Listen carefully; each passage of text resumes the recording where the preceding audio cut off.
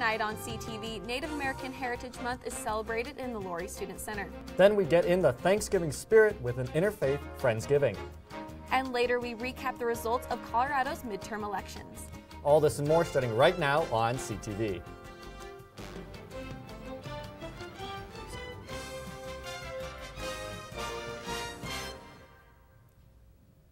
Good evening, Rams, and thanks for joining us on Thursday. I'm Ryan Crist. And I'm Emma Iannacone. Tonight we bring you new updates to the proposed parking plans at the Foothills campus.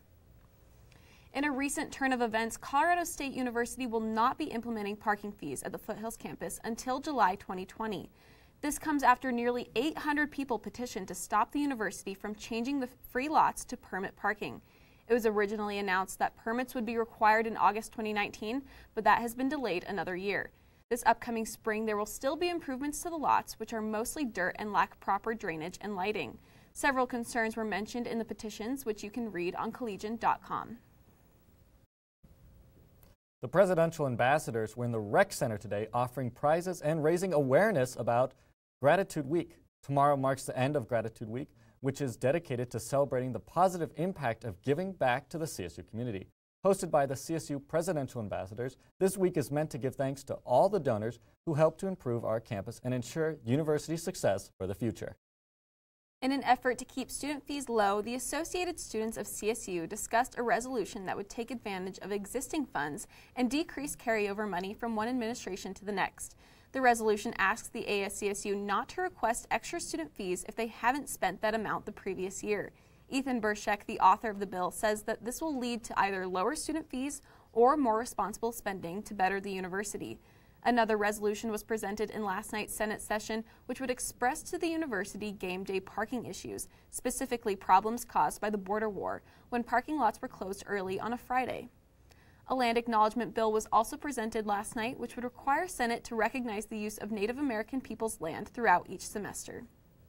With our political climate in America growing more and more polarized, the Fort Collins Interfaith Council believes that communication and acceptance is the way to solve that. And with Thanksgiving just around the corner, the Interfaith Council are taking advantage of this holiday to support this communication. Good food, happy people, and intercultural communication was all found at this year's Friendsgiving, where over 200 people representing more than 11 religious beliefs came together. While it is a little early for Thanksgiving, the timing couldn't be more perfect. Well, we'd like to have it on this day because it's the day after the election. And we need a little bit more unity in our community on this day. And so we always have Interfaith Friendsgiving on the day after a midterm or a major election. And really we feel that we live in such a polarized climate, and one of the best ways to get over that, to move through that, is to actually know somebody of a different tradition or a different political stripe than you as a human being and a friend, because that's really the only way that we're going to make these bridges work. This is an annual event, and students typically leave with a better and more well-rounded perspective. I always leave this event having learned something and having a new part of my faith challenged and reformed. I always end up with a good story to tell or something that really challenges what I believe, and I think that's a great thing to leave an event like this with. With the amount of diverse people celebrating here today, it requires a diverse menu. Sure. Well, we like to cook it over at the CSU Hallel House because then it's all done in a kosher kitchen. We cook over 4 days. There are about 35 to 40 different folks that come and volunteer to cook. And we like to do it in that frame because it honors the Jewish and Muslim tradition of being halal or kosher. And they didn't come together just for the food. They were there for the community. All around the world, I'm gonna let it shine. All around the world, I'm gonna let it shine. All around the world, I'm gonna let it shine. Let it shine, let it shine, let it shine. Friendsgiving is open to anyone who wants to come, and each year they're adding more to their menu, from vegetarian options to more traditional meals. In honor of Native American History Month, the Aspen Grill and the Native American Cultural Center partnered together to create a 3-course meal with indigenous North American ingredients. This special menu was offered yesterday and today in the Aspen Grill and included pumpkin soup, quail, wild rice, and corn. This annual celebration changes its menu every year to reflect the variety in Native American foods. Restaurant operations instructor Josh Olson says it's the busiest 2 days of the year. It's just a great opportunity for us to, again, collaborate with the Native American Cultural Center, as well as just show our students a different type of cuisine.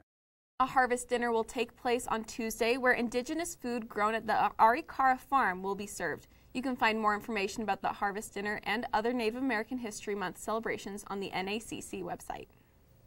Students always love free stuff, and one local coffee shop was offering free coffee all day during their grand opening. This new local drive-through coffee shop is creating a buzz in Fort Collins.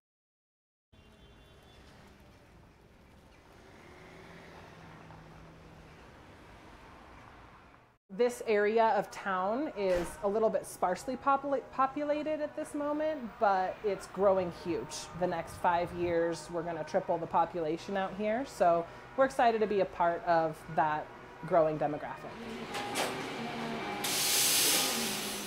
I've always loved Ziggy's. There's one right by my parents' house that I've been going to for a while, and then when I saw that they were opening a new one in Fort Collins, I was really excited because I think they have great coffee. With the Mile High Peanut Butter Crunch being one of the most popular drinks on their menu, Ziggy's opened their windows to the community last month. Everybody around here, all of the locals and regulars, really seem to be very excited that we're here. It is a little bit of a venture out here for CSU students, but I just recommend that you come give us a try. CTV 11, Sunday Miller. If you're in need of a caffeine kick, you can find Ziggy's Coffee in South Fort Collins near the intersection of College and Trilby. Well, Ryan, election season is officially over. Yes, thank goodness. I was tired of some of those ads. Oh, I know. I think we all were. But what's interesting about Colorado is we had quite a few historic events happen in the election season. For example, Jared Polis was elected as the first openly gay governor in America. And then we also had quite a bit of turnout in Colorado. It was actually the highest in the country. Yeah, and that's no surprise. I mean, here on campus, we had tons of people advertising, have you voted yet? Have you voted yet? And of course, I think that really helped with some of the turnout here in Colorado, because millennials, as we know, are typically the ones who don't come out to vote. Yeah, that's absolutely true. Well, right now we have Edgar Cedillo, a political expert, with all the results of the elections across Colorado.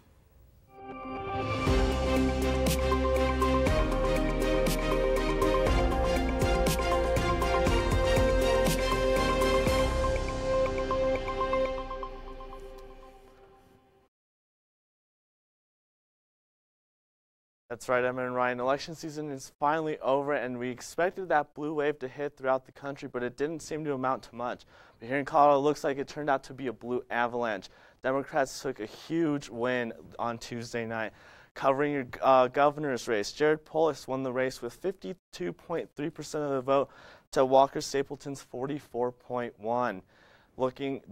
Jared Polis managed to get a little over 1 million votes throughout the state. Taking a look at the state, he managed to flip a couple counties out west and a couple counties down south, though he did manage to get a strong Democratic base here in the west and then throughout the Front Range.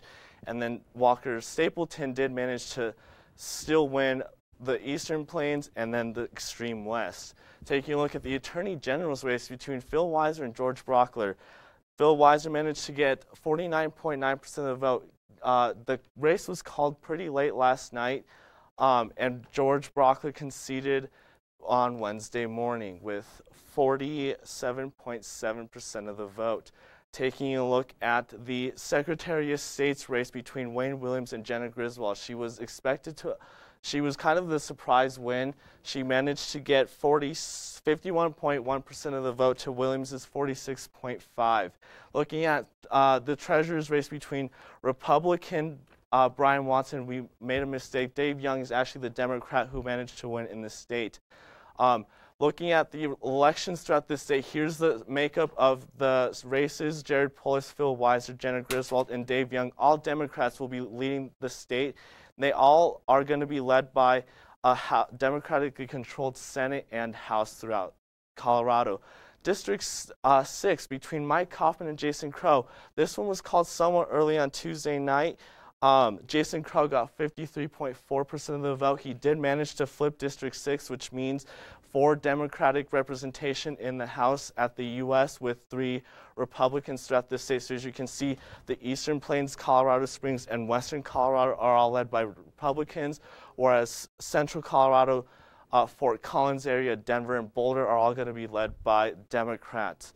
Locally, we did have Peter Yu and Jonah Guse, the race here in District 2 in Fort Collins. Jonah Guse got nearly 60% of the vote, beating out Peter Yu, who got just shy over 30%. Peter Yu did manage to win Grand County and portions of Park County, but as you can see, this district was dominated by the Democrats, with Boulder, Summit, and Eagle County out west voting hugely in favor of Jonah Guse. He does, and then going into the amendments and all the propositions that passed, Amendment A did remove the mention of slavery from the Constitution. Excuse us for the putting of Proposition 112. That actually did fail on Tuesday. Going into all the amendments and propositions that failed, Amendment 1A in Larimer County that funded mental health did actually pass, so pardon us for that mistake. And then Amendment 73, which was to raise taxes for education funding, managed to fail, as well as all the propositions 109 and 110, which were seeking to fund transportation throughout the state. Going to the Larimer County races, Angela Myers and Irene Dosey were the incumbents, and they still retain their seats as clerk and recorder. John Cafalis, who was running for District 1 commissioner, he was the one who beat out Sean Doherty, so he will be leading Fort Collins, the section north, in Larimer County for the next 4 years. Well, that's all we have for the election coverage. Stay tuned with Carson Porterfield as he brings you the weather.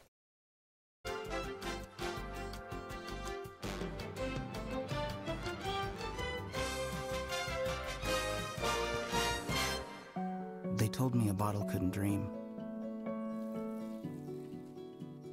that I would never become a superhero.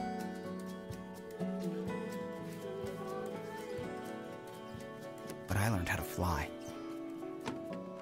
just to come back in a new disguise and be the hero that I've always wanted to be.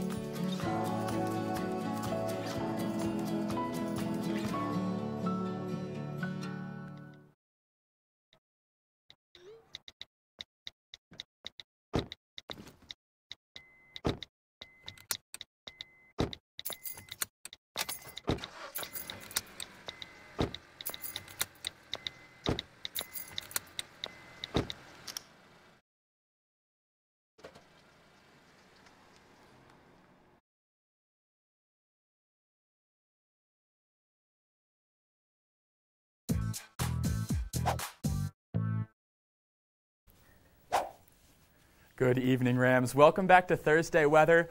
I hope you missed me, because I sure missed you. I'm your weather host, Carson Fresh Cut Porterfield. Let's get right into those current conditions. Well, it is currently 31 degrees outside, with that sun setting almost 2.5 hours ago. I don't know about you, but I'm not too crazy about this daylight savings, but what do you got to do? Those farmers got to get up early and get our crops for us. Anyways, it is clear and cool outside with a low of a wind of 4 miles per hour, with the highest it's getting is about 8 miles per hour with those gusts. So it is an awesome night to get out and enjoy that beautiful Fort Collins weather. Looking at earlier today, things were a little gloomy, gusty, and gray all across Fort Collins, and especially here on CSU, with the weather being a little chilly all around us. Thankfully, those clouds cleared out a little later in the day, and that sun came out, and the weather warmed up just a little bit. Well, tonight things are going to be like our sports anchor, Jared Stratton, because they're going to be very cool looking along the west side over here in Craig, Vale, and Gunnison, and Telluride, all in the single digits, with the lowest it getting is about 3 in Gunnison. Whew, that's going to be a little chilly. Surprisingly, Grand Junction will stay at a low of 20. Looking along the I-25 corridor, 23 in Fort Collins, 25 in Denver, 19 in Colorado Springs, 20 in Pueblo, and the highest it getting on the west side is about 21 in Lamar. Thankfully, things will definitely warm up tomorrow, with our highs looking with the highest it getting is about 50 in Grand Junction. Looking at some other states, with 38 in Vail, 41 in Gunnison, and 43 in Alamosa and Craig. Coming along that I-25 corridor, 43 in Fort Collins, 48 in Denver, 43 in Colorado Springs, and 51 in Pueblo. Tomorrow's forecast, things are definitely going to heat up as they were from today, with a high of 43 and a low of 25 with clear skies. Hopefully that sun will warm up all across, because I'm not digging this chilly weather anymore. It's going to be the highest the wind is going to get is about 10 miles per hour coming from the south, so it shouldn't be too bad, but you'll definitely need some kind of sweater. Looking at our 5-day forecast, things are going to be a little weird, because on that Saturday, we're going to have a high of 53 with partly cloudy skies all along that day, but that Sunday, things are going to drastically drop in temperature and some clouds are going to move in, and that snow is on its way. We're predicted to get about 1 inch, so it shouldn't be too bad, but it's still going to get in the way, so make sure you be careful when you're driving out there. On that Monday, those clouds are going to clear out, and it's going to heat up just a little bit on that Monday with 35. And thankfully, that sun is going to stay into Tuesday with a high of 48, and it's going to heat up even more on that Wednesday. Those clouds should be coming in just a little bit more, but it should be at about 52 for the high. All right, Rams, that's all I got for you. But up next, we have Jared Stratton with sports. Good night.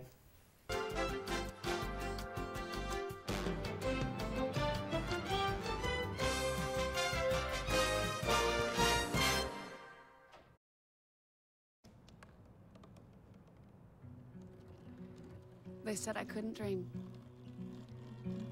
Called me a piece of trash and swore that's all I'd ever be.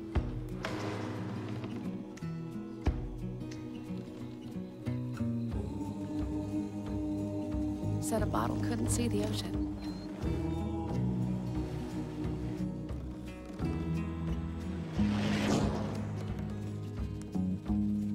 Give up. Go back to the dumpster.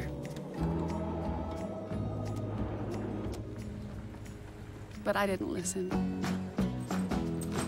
I made my way.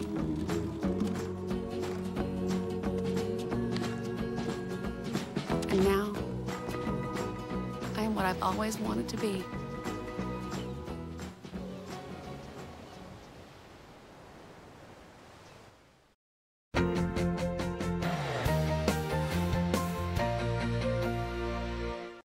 Welcome back from the break in a Thursday night sports show. I'm your sports anchor, Jared Stratton. And I'm your co-anchor, Hunter Fillmore. Let's get started. The men's basketball team took on the Colorado Christian Cougars yesterday, winning 100-66.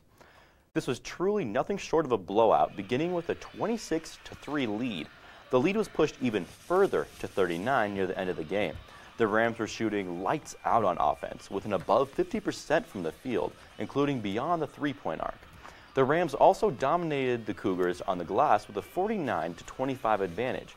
This also led to 23 second-chance points to the Colorado Christians' 0. This was greatly in help of Nico Carvaccio's 15 rebounds and 14 points, recording his 11th double-double in his last 17 games. Every single one of the Rams starters were in scoring double digits, with freshman Kendall Bonner dropping 26 of those points in his debut. The last time CSU scored 100 points without overtime was almost 5 years ago. The Rams were not only pushing the envelope on offense, they were also locked down on defense. Only 4 of all of the Cougars' 66 points were allowed in the paint. The Cougars had to find another way to score, which is difficult, with 34 shooting percentages. And the only bright spot from the Cougars was their three-point shooting, which was over 50% from the field. The next game for the men's team is against the Arkansas Pine Bluff this Saturday in Moby Arena at 2 in the afternoon. The women's basketball team faced off against the Eastern New Mexico Greyhounds on Tuesday, winning 72-46. The Rams were trailing by 1 point at halftime, but exploded in the third quarter with 20 points and held the Greyhounds to only 5. They followed up that scoring with 26 points in the fourth quarter, giving them 46 points in 1 half.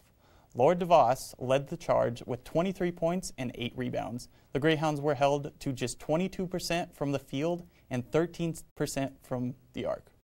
Junior transfer Molly Muncy was held to only 4 three-pointers on the day, after leading the nation with them last year. After the game, head coach Ryan Williams talked about her performance. She didn't make her first three, I think it was, and she just got a little bit hesitant, and I want that thing leaving her hand often, to be honest with you. So I liked how she changed her mentality that second half. And two, we missed her. You know, we had some opportunities to move the ball and one more pass to where Molly would have had a shot, but we just didn't see it, and we have to talk better. Molly will have every chance to improve upon her performance against CU Boulder next Wednesday at 7 in the evening. The CSU men's golf team finished in 5th place at the end of the St. Mary's Invitational yesterday. During the Invitational, the Rams took down 4 Pac-12 opponents and 3 other Mountain West teams. The event was against 15 of the top 100 teams of the nation, making their 5th place mark that much more impressive. During the last round of the tournament, the Rams shot a great 5 under 279 to cement their 5th place performance. Southwestern Cal shot a crazy 19 under 265 to take the title, 4 places above the Rams. This event capped off the fall season with no more events until February 19th. The Denver Broncos have a bye week this week, leaving a lot of fantasy owners scrambling to find a replacement for their teams. We also have bye weeks from the Ravens, Vikings, and Texans. And now, who are you looking for to replace these players? Yeah, so a definite start in my mind is Tevin Coleman. He's playing the Browns. Last week, he had a total of 156 yards and 2 touchdowns against Washington, coming off the bye. Devontae Freeman's out for the season now, and Coleman's going to be a big start. Yeah, and like you said, the Falcons' offense has been going great this year. We have Ito Smith. He's available in a lot of leagues. He's a backup running back for the Falcons. He has 4 touchdowns on the seasons, and I think that's definitely a good pickup if you're looking for another running back. Yeah, at the quarterback position, we have Phillip Rivers. He's taken on the Raiders. It's a really good matchup again. He's averaging 24 fantasy points, and I think that's just a good quarterback to start. Oh, definitely, and Tyrell Williams with Phillip Rivers. He's going to be a great pickup as well. He's available in a lot of leagues. And he's playing against a Raiders team who traded away 90% pretty much of their team already. So it's looking like it's going to be a favorable matchup. Yeah, the Raiders just got rid of defensive end Bruce Irving, which is a big loss. So we have Amari Cooper at the receiver position. He just got picked up by the Cowboys, and he's playing the Eagles. So that receiver group's really young with Michael Gallup from CSU. He's leading them, so I think that's a good start at receiver. Yeah, and with that, though, with the Vikings, Texans, and Broncos defense, you're looking for Jets defense. They're playing against the Bills. That's going to be an easy start for me. And talking about fantasy, I was able to attend the CSU Quidditch team practice with news anchor Ryan Crist to see what the sport was all about. Go! Get out of here. The book and movie series Harry Potter features an action-packed, high-flying sport known as Quidditch. This sport is so widely loved, it is played here at CSU.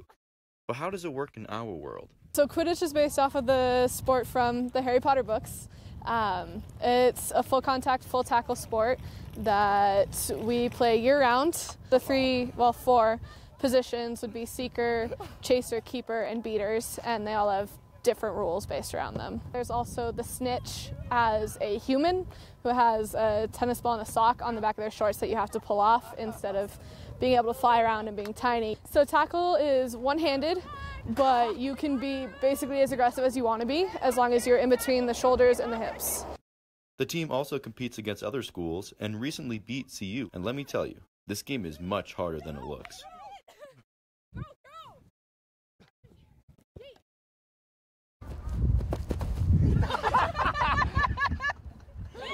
Oh, we're still playing, dude. I didn't know how this worked. After 5 minutes, I have to say I'm fully tired. I'm beat. Yeah. And I didn't even get hit with the dodgeball. So, Bludger, sorry. We're now joined by news anchor Ryan Crist. Now, Ryan, what was your first impressions of Quidditch? You know, it was tougher than I thought. I got tired pretty fast. There's a lot of running. You know, I'm used to basketball, so fast breaks. So I was expecting, you know, nothing to be harder than that. But there was actually a lot of running back and forth, something I didn't really expect. What about you, Jared? How'd you feel? Oh, I was definitely exhausted after all that.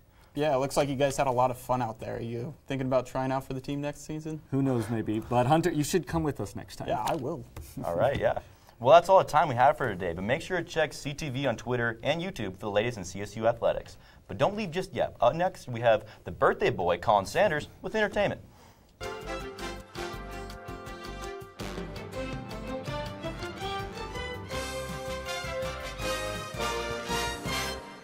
Well, Thomas, you've got pre-diabetes. But with more exercise and a change in diet, it can be reversed. I've tried exercising. It just makes me hungry. For bacon. I love bacon, too. And who really likes to exercise? Not me. Me neither. Nobody. So we're good? What? Oh, you still have pre-diabetes. Big time.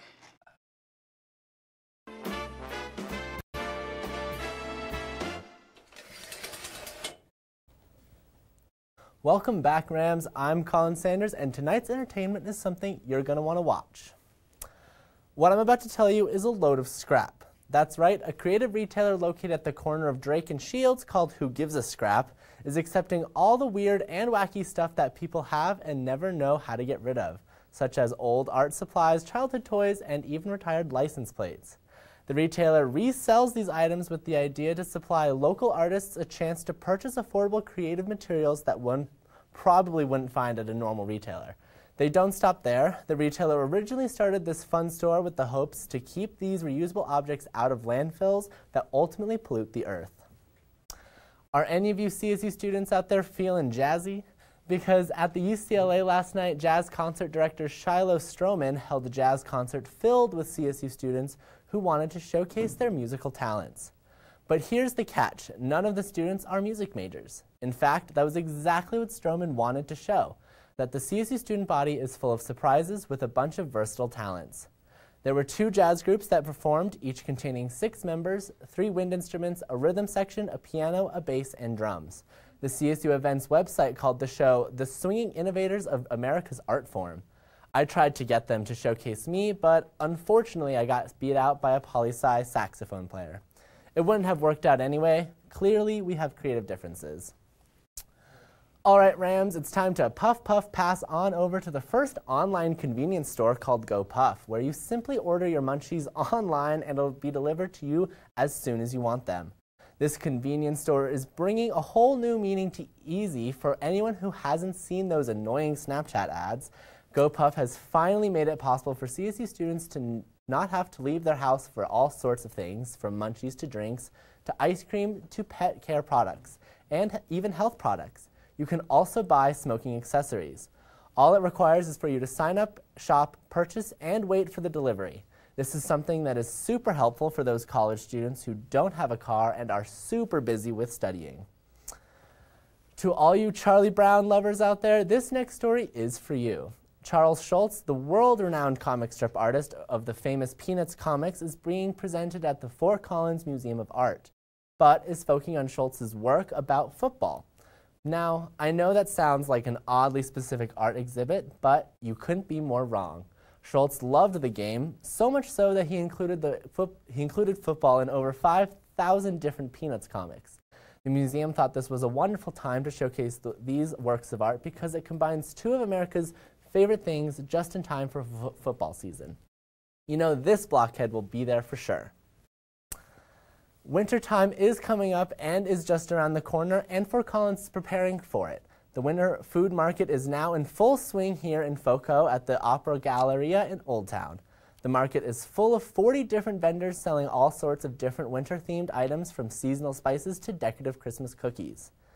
There's even a make-your-own candy cane vendor. This farmers market launched back in 1975, and every year they have expanded and now have gotten the largest attendance in Northern Colorado food market has ever seen, with over 1,500 people attending last year. Apparently, this food market is so successful, many small businesses have gotten their start at this market. The food market will be open every other Friday till January 12th. Thank you so much for watching, Rams. I'm Colin Sanders, and don't forget to tune in next week. I hope you have an amazing weekend. Good night, Rams.